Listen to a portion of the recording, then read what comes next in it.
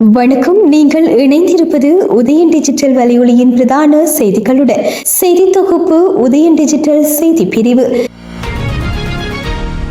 தீவக பிரதேசத்தில் நீண்ட காலமாக கால்நடை திருட்டில் ஈடுபட்ட கும்பல் ஒன்று வேலணையில் மக்களால் நேற்று இரவு மடக்கி பிடிக்கப்பட்டுள்ளது. வேலணையில் வெவ்வேறு பகுதிகளில் திருடப்பட்ட ஆடுகள் தங்கத்தார்கேணி பகுதியில் உள்ள வீடொன்றில் மறைத்து வைக்கப்பட்டிருந்த நிலையில் அவற்றை யாழ்ப்பாணத்துக்கு கடத்திச் செல்ல அந்த கும்பல் முயன்றுள்ளது. இந்த கும்பலின் நடமாட்டத்தில் சந்தேகம் கொண்டு அந்த பகுதியைச் சேர்ந்தவர்கள் போலீசாருக்கு தகவல் வழங்கியதுடன் அந்த கும்பலையும் மடக்கி பிடித்துள்ளனர். ஒருவர் தப்பியோடிய நிலையில் இருவர் மக்களால் மடக்கி பிடிக்கப்பட்டனர். 6 ஆடுகளும் ஒரு மகேந்திரா ரக வாகனமும் கைப்பற்றப்பட்டுள்ளது. மடக்கி பிடிக்கப்பட்டவர்கள் போலீசாரிடம் ஒப்படைக்கப்பட்டுள்ளனர். அதேவேளை தீவக பகுதியில் கால்நடை திருட்டுகள் அதிகரித்துள்ளன. இவை இறைச்சிக்காக திருடப்பட்டு தீவகத்தை விட்டு வெளியே கொண்டு செல்லப்படுகின்றன. கிளிநொச்சி புளியம்பொக்கனை பகுதியில் 85 கிலோவுக்கும் அதிகமான கஞ்சா கைப்பற்றப்பட்டுள்ளது. கஞ்சாவை வைத்திருந்த குற்றச்சாட்டில் இளைஞர் ஒருவரும் கைது செய்யப்பட்டுள்ளார். இராணுவத்தினருக்கு கிடைத்த தகவலின் அடிப்படையில் விசேட அதிரடிப்படையினரும் போலீசாரும் இணைந்து மேற்கொண்ட சுற்றிவளைப்பு நடவடிக்கையில் கஞ்சா கைப்பற்றப்பட்டுள்ளது. கைது செய்யப்பட்டவர் பழையைச் சேர்ந்தவர் என்றும் இவர் புளியம்பொக்கனையில் வீடொன்றை வாடகைக்கு பெற்று கஞ்சா வியாபாரத்தில் ஈடுபட்டிருந்தார் என்றும் போலீசாரின் விசாரணைகளில் தெரியவந்துள்ளது. சந்தேக நபர் விசாரணைகளின் பின்னர் நீதிமன்றில் முற்படுத்தப்படுவார் என்று போலீசார் தெரிவித்தனர்.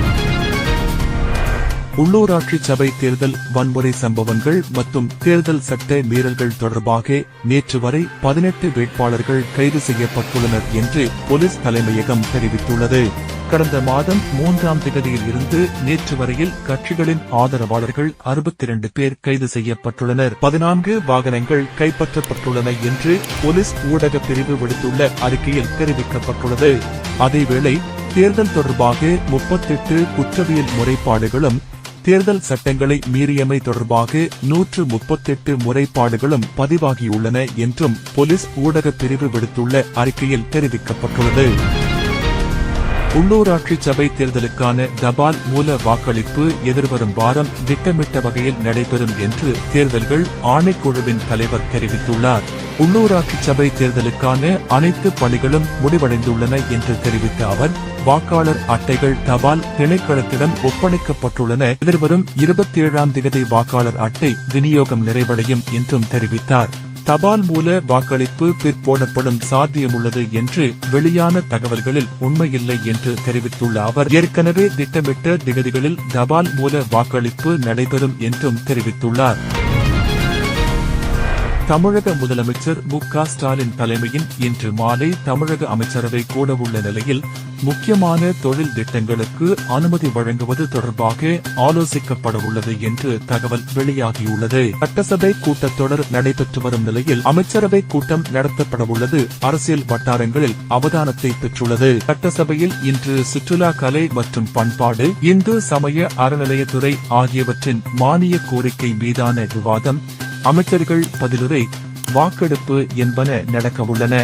சட்டசபை முடிவடைந்த பின்னர் அமைச்சரவை கூட்டம் நடைபெறவுள்ளது. அதில் தமிழகத்துக்கு வரும் முக்கியமான தொழில் திட்டங்கள் மற்றும் விரிவாக்கப்படவுள்ள தொழிற்சாலை பணிகளுக்கு அனுமதி வழங்கப்படும் என்று கூறப்படுகின்றது. அத்துடன் வரவு செலவு திட்டத்தில் அறிவிக்கப்பட்ட புதிய திட்டங்களுக்கு ஒப்புதல் அளிப்பது தொடர்பாகவும் அமைச்சரவை கூட்டத்தில் விவாதிக்கப்படவுள்ளது என்றும் கூறப்படுகின்றது. அமெரிக்காவுக்கும் சீனாவுக்கும் இடையிலான வர்த்தக போர் தீவிரமடைந்துள்ள நிலையில் இரு நாடுகளும் பரஸ்பரம் வரிகளை தடாலடியாக அதிகரித்துள்ளன. சீனாவின் இறக்குமதிக்கான வரியை அமெரிக்கா 145% உயர்த்தியதை அடுத்து அமெரிக்காவுக்கான கனிம ஏற்றுமதியில் சீனா அதிரடியாக கட்டுப்பாடுகளை விதித்தது. சீனாவின் இந்த நடவடிக்கைக்கு பதிலடி கொடுக்கும் வகையில் அமெரிக்கா சீன பொருட்களுக்கான இறக்குமதி வரியை 245% உயர்த்தியுள்ளது. அதேவேளை சீனாவின் கனிம ஏற்றுமதிக்கான கட்டுப்பாடுகள் அமெரிக்காவுக்கு கடும் பாதிப்புகளை ஏற்படுத்தும் என்று தெரிவிக்கப்படுகின்றது. இரு நாடுகளின் இந்த வர்த்தக போர் ஏனைய நாடுகளையும் பாதிக்கும் என்பதால் சீனா மற்றும் அமெரிக்காவின் ஏட்டிக்கு போட்டியான இந்த செயற்பாடுகள் பெரும் அதிர்வலைகளை ஏற்படுத்தியுள்ளன. IPL தொடரின் நேற்றைய ஆட்டம் சூப்பர் ஓவருக்கு சென்ற நிலையில் ராஜஸ்தான் ராயல்ஸ் அணியை வீழ்த்தி டெல்லி கேபிட்டல் அணி வெற்றி பெற்றது. IPL இந்த ஆண்டு சீசனில் சூப்பர் ஓவருக்கு சென்ற முதல் ஆட்டம் இதுவாகும். முதலில் துடுப்படுத்தாடிய டெல்லி கேபிட்டல் அணி 20 ஓவர்கள் நிறைவில் 5 விக்கெட்டுகளை இழந்து 188 ஓட்டங்களை பெற்றது. 189 ஓட்டங்கள் என்ற இலக்கை நோக்கி துடுப்படுத்தாடிய ராஜஸ்தான் ராயல்ஸ் அணி 20 ஓவர்கள் நிறைவில் 4 விக்கெட்டுகளை இழந்து 188 ஓட்டங்களை பெற்றது. அதையடுத்து ஆட்டம் சூப்பர் ஓவருக்கு சென்றது.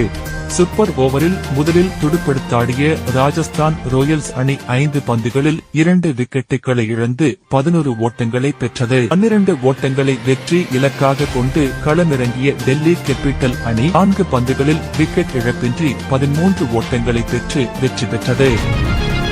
இத்துடன் உதயன் டிஜிட்டல் வலையொலியின் பிரதான செய்திகள் நிறைவடைகின்றன. தொடர்ந்தும் செய்திகளை உடனுக்குடன் அறிந்து கொள்ள எமது உதயன் டிஜிட்டல் வலையொலி பக்கத்துடன் இணைந்திருங்கள். வணக்கம்.